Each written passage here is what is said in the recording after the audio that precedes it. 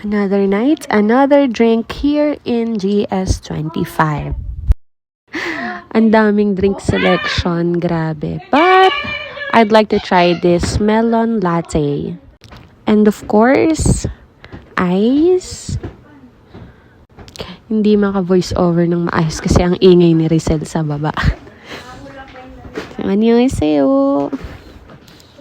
And the melon latte is only 2,000. And of course, the ice is 1,000.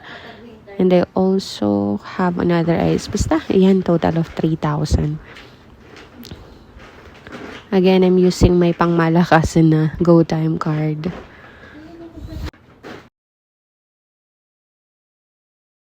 So here, we will be trying again the melon latte. And yung kanya is, what is that? Mango flavored drink with basil seeds. Pero parang it's like chia seeds eh. Yun, ayaw daw talaga niyang masama.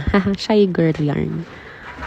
And hindi ko alam ba't nasira yung sounds eh. Kaya nag-voice over na lang. Pero ang dami kong sinabi. But again, I would just like to try this melon latte. I thought it's matcha. Melon pala siya. Nagulat pa ako. Yan. So, it's a fail. I thought it's matcha. Pero it's okay.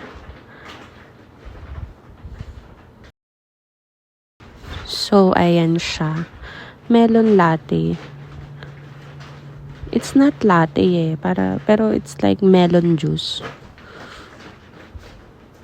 I don't know bakit siya tinawag na melon latte. So, here it is. Yung isang pouch is exacto siya sa ganitong kalaki na cup. So, ayan. We will be trying the melon latte. Shake, shake, shake a little bit.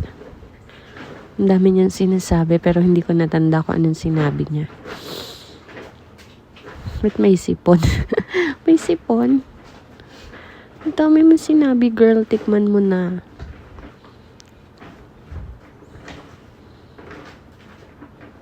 Yan. It's nice. It's really nice. So, sarap. Mas masarap siya kaysa dun sa banana milk kinemerut. And this one is also so sarap. Ang sarap niya because I really love chia seeds and parang infused siya sa mango juice. Wala siyang lasang artificial flavor but it's really nice. Plus the chia seeds. Napapikit na lang siya sa sobrang sarap. Then that's it. That's it for tonight. Another mini vlog tomorrow.